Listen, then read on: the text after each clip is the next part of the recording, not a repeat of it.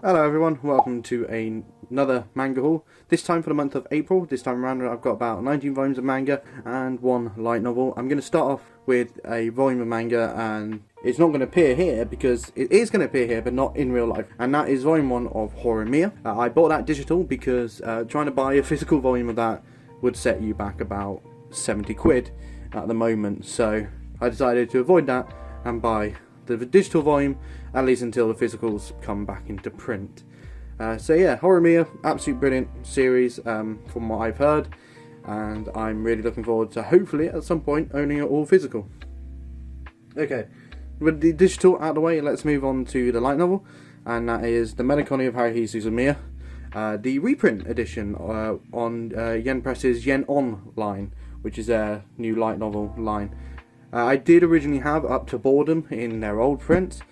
However, my print of The Melancholy of Haruhi Suzumiya, I'll flash up an image of it, is a pre-release print, so it technically shouldn't have even been available to buy, which is really quite funny to me, but that is something I own in my collection.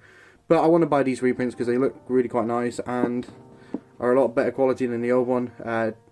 This is called the Haruhi Suzumiya series, not The Melancholy of Haruhi Suzumiya in general, because the second light novel I want to say is called The Boredom, and then the third is The Side, Disappearance is the fourth, and then you've got Rampage and so on and so forth. But yeah, so hopefully at some point I'll be able to pick up more of the light novel. I absolutely love Haruhi Suzumiya. It is what kickstarted this entire otaku obsession of mine in terms of manga, anime, and technically light novels. So yeah, there's that. And moving on, keeping with the theme of Haruhi Suzumiya, we have the first 5 volumes of the manga. So there's volume 1, volume 2, this now retires my old copy, volume 3, volume 4, and volume 5. I did already own volume 8 in my collection, and like I said, maybe repurchasing volume 2 retires this old tattered copy for me. I've had that since I was 12, must have been. So yeah, I now have the first 5, and I think if I had to attribute the reprints to anything, it would be the fact that the light novel had a new volume, if you will, come out. So there is that. Moving on, I've got a couple shoujo series I've started to read. I haven't read this one yet, but I picked it up and I've always wanted to check it out because it was a bit of a meme as I was getting into anime and manga. It was one of those things that everyone mentioned, but I never actually was watching. And that is Maid-sama. This is volumes 1 and 2. This was released in the same format as Kuroko's Basketball, with each volume having 2 volumes each in it. Sorry about the glare, it's my lighting setup. So you've got Maid-sama, volumes 1 and 2. I've always heard good things about it and I'm looking forward to checking it out. So yeah. Next up is a series that was recommended to me by Lofi on Instagram. I'm not going to mention her name because I don't know if she wants me to mention her name. I assume she's a girl because of her username. And that is Skip Beat. I put out a question on Instagram and asked, hey, any good shoujo series I should check out, and she recommended me Skip Beat, which to my understanding is sort of a classic in the shoujo print kind of thing, if you will. Kyoko, I've read the first volume and a bit of the second volume, and I'm absolutely loving it. Kyoko is hilarious, and her entire thing of revenge just makes me laugh. Just the ridiculousness of it. I like the character designs. You know, it's very clearly classical shonen, shoujo. I've only ever really read a few shoujo series, and my impression of shoujo series were initially that they were a bit misogynistic. However, this just completely blows that idea out the water for me. If you know me, I don't like Say I Love You, and I own the first 2 volumes of that. But I do like Yona of the Dawn and Orange, so I don't know. Take that as you will. But yeah. I've always wanted to check out some shoujo series because it's stuff like a lot of the shonen series comes from the perspective of the guy, and it's sometimes quite interesting to see the perspective of the girl. So say what you will. Next up, we got a recommendation off my cousin Natsume's Book of Friends. She mentioned a while back about season 4, and she said it was really, really good. So I've always wanted to check it out, but it was one of those series that you can never get over here in the UK on Crunchyroll, and I don't think it's even physical. I might be wrong, but I've always wanted to check it out. I haven't read it yet. I was very lucky to find this volume. They also had Fushigi Yuji, I want to say it's called, but I might be saying it completely wrong. That was another series they had on the shelf, but I didn't pick that one up because I'm starting way too many series at this point. But Natsume's Book of Friends, I've heard very good things about it. I want to check it out, so yeah. And that does it for the shoujo, I guess. Moving on, we've got a reprint, if you will, a re-release, if you will, as well. A new omnibus, and that is Shaman King. I never actually really read the original Shaman King release, because at the time I started getting into manga, it was already out of print. And then I found out Kodansha were reprinting it. I thought it was Viz Media first, and I was really worried that it was going to be like these, and it's why I was hesitant to pick it up. But I found out it was Kodansha printing it, so I thought, oh, they actually do a decent job with their 3-in-1s, as you can see here. I've got the Love Hina, first Love Hina volume, so yeah. The only issue is their spines start to curve. Like this one's already slightly started to curve. I don't know if you can see that. You probably can't. I don't like the spine. There's too much white space. But there's probably a reason for that. They're probably going to have like some sort of continuous artwork going on with the spines. I hope they do something good with the spines, because I don't know if if I like that. But yeah, and like they've got to, because otherwise why would they put this down here, you know? Yeah, really awesome redesign of the cover, the first volume cover, if you will. That's a really cool redesign. I really like it. Sort of wish they kept the black design down here, but that's fine. But yeah, Shaman King, classic. Got a new anime airing on Netflix, but we're not going to see until like next year probably. But yeah, Shaman King, really cool.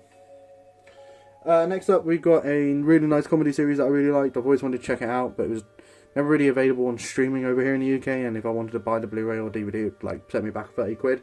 And at the time it was coming out, I couldn't really make that purchase because I wasn't earning that much, because I just started working. And that's Arakawa Under the Bridge, volumes 1 and volume 2. There is 15 volumes in total of this series, so over time I will collect this series.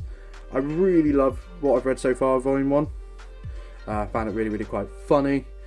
Ko is hilarious. The fact that he's just this guy who really doesn't want to owe anyone everything because of how he's been brought up and stuff. It's really funny. Nino's cute, hilariously so. So yeah, really good story so far. Really brilliant characters. Like the fact that there's this nun who's got a machine gun, and that's a bloke, I'm pretty sure. I don't know. I haven't read this that far yet. That could be a transgender woman for all like that. You know what I mean? So hey ho, Arakawa Under the Bridge. Really funny. Really good manga, really nice quality print. So yeah. Moving on, this series is really good. I'm really loving the anime. The manga, however, isn't that good. 86, volumes 1 and 2, which is all that's out in both English and Japanese. There isn't a volume 3 yet. They probably realise, holy shit, this manga sucks. I like the anime. At the moment, the anime is really good. I think I like it because I loved Iron Blooded Orphans, which is a Gundam series. So, yeah. But yeah, the manga's just mediocre. It's fine for what it is. But yeah, I really want to give the light novels a go. I think I might prefer those, but who knows? We'll have to wait and see. Right, continuing series that I've had for a while, if you will. This one, volume 5 of Bakemonogatari. Holy shit, does Amazon think it not... Does Amazon ever think it doesn't exist? Honestly. Trying to find this volume on Amazon is an absolute mission. But yeah, I managed to find it when I was out in a city and went to my local Waterstones. And yabba dabba dash, it's here. So, yabba dabba dash, what the fuck is that? But yeah, volume 5 finally got in print. Finally got it physical. Like, you can't even buy the digital on Amazon, you know, that's how bad it is. So now I have up to volume 5, and hopefully at some point I'll buy volume 6 and 7. But yeah, Bakemonogatari, really great manga. Takes the best parts of the anime and the best parts of the light novel and just crams it into one, into a really good series. Next up we have Persona 5, volume 5. Don't know why I continue to buy this manga. I know I continue to buy this manga because I love Persona 5. But yeah, don't know why I continue to buy this considering the fact I haven't read past volume 1. So I can't really say anything about volume 5 either. What we'll say is the pacing seems to be a bit quick. It seems to be taking about 10 to 15 hours of gameplay and putting that into 2 volumes each. So, last but not least, we have volume 7, 8, 9, and 10 of Eden's Zero. Obviously this has also just got an anime being released that we're not going to see until autumn. So yeah, thanks Netflix. But yeah, Eden Zero, I actually quite like it. I think it's Hiro Mishima's best work so far, even if he's taken some inspiration, if you will, from his previous work. Like, that's just Natsu, that's just Lucy, that's just Wendy from the future, or from the other world actually. You know, and that's just Wendy from their world. You know what I mean? It's just... And that's just happy. That is just happy. But I really quite like Eden Zero. I have a soft spot from it in my... It has a soft spot. I have a soft spot for it. I just have a soft spot for Hiro Mishima's work in general. Do I think they're good? Not really. But I just enjoy them. But yeah.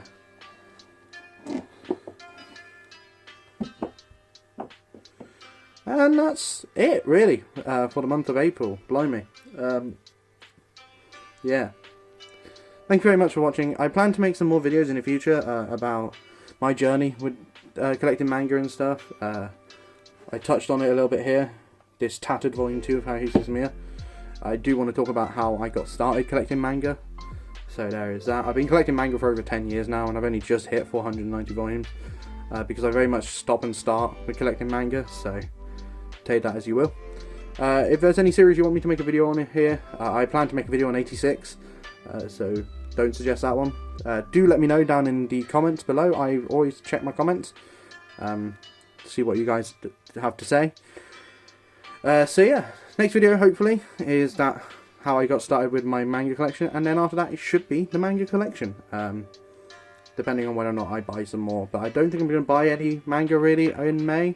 I've got to pay off some bits, and I've got to do some personal stuff first. So I said all of this in my basically Curio shitpost video, so take that as you will. I say that a lot, I've noticed.